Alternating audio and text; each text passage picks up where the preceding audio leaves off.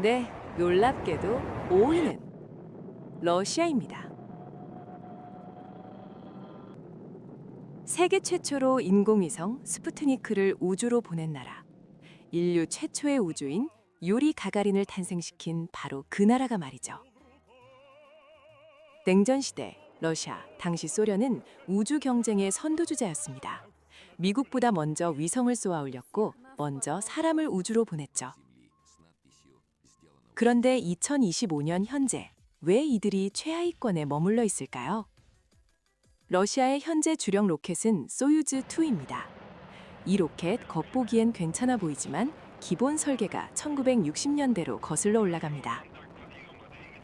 높이 46m, 저궤도에 7.2톤을 실어 나를 수 있고요. 발사 비용은 킬로그램당 8,000에서 1만 달러 수준입니다. 역사상 가장 많이 발사된 로켓답게 신뢰성 하나는 확실합니다. 하지만 그게 전부예요. 재사용 불가능합니다. 최신 기술 거의 없습니다. 대체 무슨 일이 있었던 걸까요? 첫째, 민간 우주 산업이 사실상 없습니다. 스페이스X 같은 기업, 러시아엔 없어요. 모든 걸 국영기업 로스코스모스가 독점하고 있죠. 복잡한 규제와 기술 통제가 혁신을 가로막고 있습니다. 둘째, 기술 정체입니다. 재사용 로켓 개발 아직도 연구 단계입니다. 차세대 메탄 엔진 계획만 있을 뿐이죠. 현대화된 대형 로켓 앙가라도 개발이 계속 지연되고 있고요.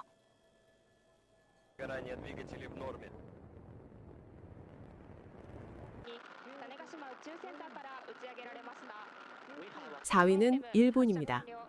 일본 하면 떠오르는 이미지가 있죠. 정밀함, 완벽주의, 그리고 장인정신. 우주 산업에서도 마찬가지입니다. 일본은 전통적으로 매우 높은 기술력을 자랑하는 우주 강국이었습니다. 하지만 뉴스페이스 시대에는 조금 다른 이야기가 펼쳐지고 있습니다. 2024년 2월, 일본은 차세대 주력 로켓 H3의 첫 발사에 성공했습니다. 높이 63m, 저궤도에 6.5톤을 실을 수 있는 중형 로켓입니다. 12년의 개발 기간과 1,900억 엔이 투입된 프로젝트였죠. H3의 가장 큰 장점, 바로 세계 최고 수준의 신뢰성입니다. 정밀한 궤도 투입 능력과 모듈화 설계로 다양한 임무에 대응할 수 있습니다. 하지만 문제가 있습니다. 킬로그램당 발사 비용이 약 1만 3천 달러. 스페이스X 펠컨 9의 2,700달러와 비교하면 5배 가까이 비쌉니다. 게다가 H3는 재사용이 불가능합니다. 한 번 쓰고 버리는 로켓이죠. 2024년의 우주 산업에서 이런 방식은 명백한 약점입니다. 그렇다면 민간 기업은 어떨까요? 2024년 3월, 일본 최초의 민간 로켓 카이로스가 발사대를 떠났습니다. 캐논, IHI 등 대기업들이 연합해 만든 스페이스원의 야심작이었죠. 하지만 발사 직후 폭발했습니다. 자동 비행 중단 시스템이 작동하면서 로켓은 공중에서 산산조각이 났습니다. 일본 민간 우주 기업의 첫 도전은 이렇게 좌절을 맛보아야 했습니다. 일본의 딜레마는 명확합니다. 기술력은 세계 최고 수준입니다.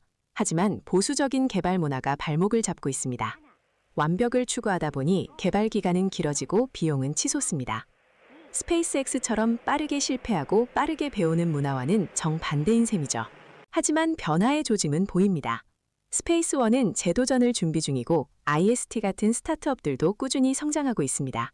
일본 특유의 장인 정신에 실리콘밸리의 스피드가 더해진다면 4위에 머물지 않을 겁니다.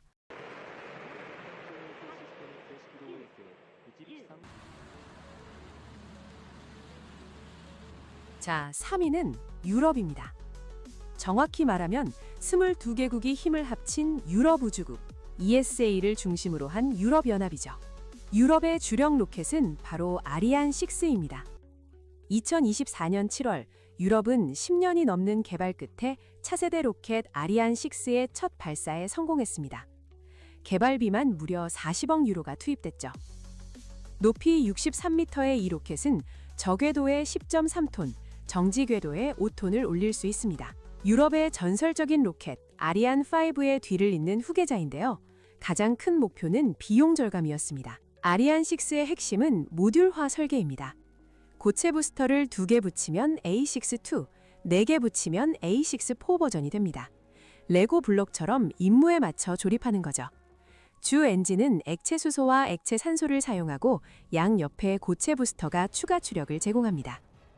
이전 세대 대비 발사 비용을 50%나 줄였고 킬로그램당 약 9,000에서 1,100달러 수준입니다. 하지만 솔직히 말하면 스페이스X의 펠컨 9이 킬로그램당 3,000달러 이하인 걸 생각하면 가격 경쟁력에서는 여전히 밀립니다. 게다가 아리안 6는 재사용이 불가능합니다.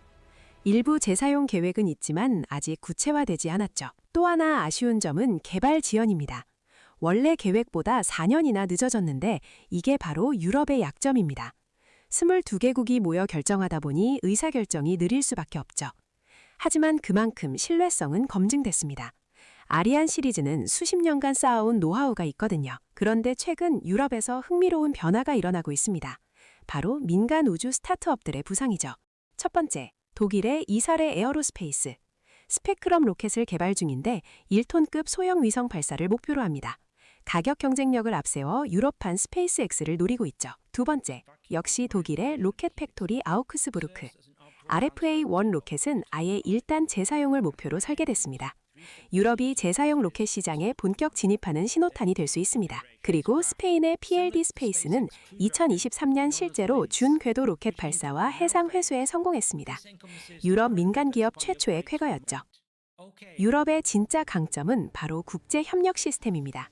22개국이 각자의 기술과 자원을 모아 하나의 목표를 달성하는 구조. 이건 다른 어느 대륙도 못하는 겁니다. 독일은 엔진 기술, 프랑스는 시스템 통합, 이탈리아는 구조물. 이렇게 분업하면서 안정적인 기술을 만들어 왔습니다. 하지만 현실은 냉정합니다. 혁신 속도에서 미국과 중국에 밀리고 있고 발사 비용 경쟁에서도 뒤처져 있죠. 그럼에도 유럽은 포기하지 않습니다. 아리안 6를 발판으로 재사용 로켓 기술을 개발하고 민간 기업들이 혁신의 속도를 높이고 있습니다. 견고한 기반 위에서 천천히 하지만 확실하게 나아가는 것. 그게 바로 유럽의 방식입니다.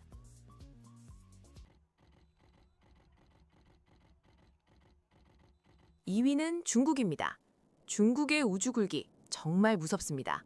국가 주도 개발과 민간 기업 육성을 동시에 추진하면서 놀라운 속도로 미국을 추격하고 있습니다. 먼저 국가 프로그램부터 볼까요? 중국 우주 프로그램의 핵심은 롱마치, 창정 시리즈입니다. 특히 롱마치 5는 중국 최대 규모의 로켓으로 높이 57m, 저궤도에 25톤을 실을 수 있습니다. 이 로켓의 기술적 특징을 보면 1단은 케로신과 액체 산소를, 2단은 액체 수소와 액체 산소를 사용하는 하이브리드 구조입니다. 액체 수소는 비추력이 높아서 상단에 쓰면 효율이 좋죠. 롱마치 5로 달 탐사선 창어, 화성 탐사선 TN1, 우주정거장 탱궁 모듈을 발사했습니다. 그리고 지금 개발 중인 롱마치 9은 무려 150톤을 저궤도에 올릴 수 있는 괴물급 로켓입니다. 스타쉽과 비슷한 수준이죠. 하지만 중국이 정말 무서운 이유는 따로 있습니다. 바로 민간 우주 기업들의 폭발적 성장입니다. 2015년 중국 정부가 민간 우주 산업을 허용했습니다. 그로부터 불과 10년. 지금 중국에는 수십 개의 민간 우주 기업이 활동하고 있고 여러 기업이 궤도 진입에 성공했습니다. 그중 가장 충격적인 성과가 바로 이겁니다. 2023년 7월 중국 민간 기업 랜드스페이스가 주큐에2 로켓으로 세계 최초 메탄 연료 궤도 진입에 성공했습니다. 왜 이게 중요할까요? 기존 로켓 연료인 케로신은 연소 후 그을음이 많이 남습니다. 엔진 내부가 더러워지는 거죠. 하지만 메탄은 훨씬 깨끗하게 탑니다. 엔진 재사용에 유리한 겁니다. 게다가 메탄은 비추력도 케로신보다 높고 저장과 취급도 상대적으로 쉽습니다. 스페이스X가 차세대 스타쉽의 메탄을 선택한 이유도 같습니다. 주큐에2는 높이 49.5m, 저궤도에 6톤을 실을 수 있고 지금 재사용 버전을 개발 중입니다. 랜드스페이스만이 아닙니다. 딥블루 에어스페이스는 2024년 12km 고도에서 수직 착륙에 성공했습니다. 중국 민간 기업 최초로 재사용 핵심 기술을 실증한 겁니다. 아이스페이스, 오리엔스페이스, 코스몰립 등도 각자의 로켓을 개발해서 발사에 성공했습니다. 중국의 진짜 무서운 점은 속도입니다. 민간 우주산업 허용한 지 10년 만에 이 정도 성과를 냈습니다. 정부가 적극적으로 자금과 기술을 지원하면서도 기업 간 경쟁을 유도해서 혁신 속도를 높였죠. 그리고 목표가 명확합니다. 2030년까지 완전 재사용 로켓을 실용화하겠다는 겁니다. 물론 약점도 있습니다. 역사가 짧아서 장기적 실효성은 아직 검증이 필요하고 정치적 이유로 국제시장 진출에는 제약이 있습니다. 하지만 기술 발전 속도만 놓고 보면 중국은 지금 가장 빠르게 성장하는 우주강국입니다.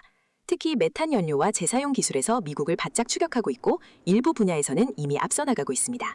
중국의 추격, 정말 무섭습니다. 2, 1. 압도적 1위, 미국입니다. 미국은 단순히 우주 발사 횟수 1위 국가가 아닙니다. 이미 다른 모든 국가를 합친 것보다 앞서 있는 단계에 들어섰습니다.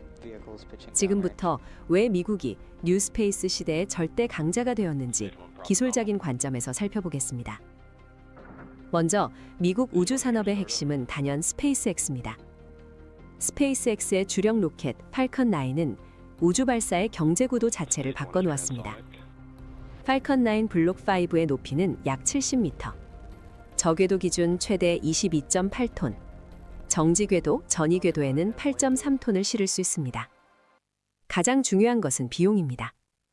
팔컨 9의 발사 비용은 킬로그램당 약 2,600달러, 현재 전 세계에서 가장 낮은 수준입니다.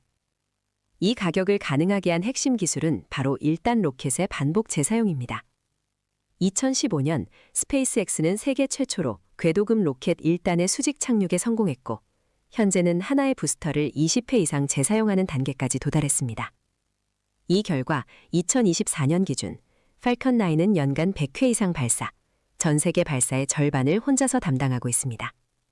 하지만 팔컨 9은 아직 시작에 불과합니다. 스페이스X의 궁극적인 목표는 스타쉽, 지금까지 인류가 만든 로켓 중 가장 거대한 시스템입니다. 스타쉽의 전체 높이는 약 121m. 완전 재사용이 전제될 경우 저궤도에 100에서 150톤을 수송할 수 있습니다. 연료는 케로신이 아닌 메탄과 액체산소, 재사용에 최적화된 선택입니다. 2024년 10월 스타쉽 프로그램은 전 세계를 놀라게 했습니다. 70m 높이의 슈퍼 헤비 부스터를 지상으로 되돌려 발사대의 기계식 팔로 공중 포획, 이른바 부스터 캐치에 성공한 것입니다. 이는 단순한 착륙이 아니라 발사, 회수, 재사용을 하나의 공정으로 묶는 완전히 새로운 개념의 로켓 운용 방식입니다. 스페이스X가 목표로 하는 스타쉽의 비용은 킬로그램당 10달러 이하, 현재 우주 발사 비용의 100분의 1 수준입니다. 미국의 국가 주력 로켓인 나사의 SLS도 빼놓을 수 없습니다. SLS 블록1은 높이 98m, 저궤도 탑재 능력 95톤, 성능만 놓고 보면 세계 최상위입니다. 하지만 발사 비용은 1회 약 40억 달러, 재사용이 불가능해 경제성 측면에서는 지속적인 논란이 이어지고 있습니다.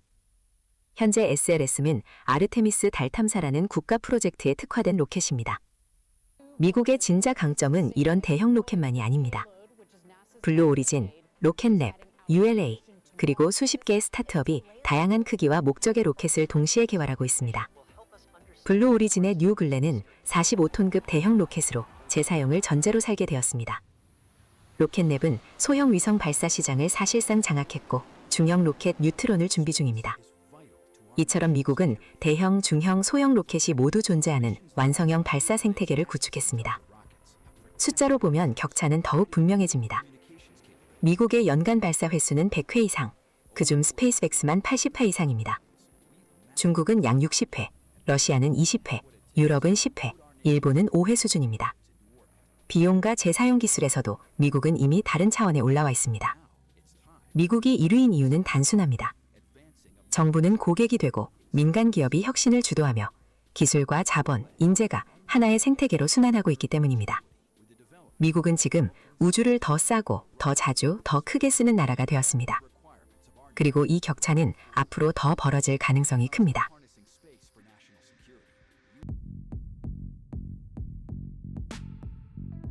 그렇다면 대한민국은 어디쯤 와 있을까요?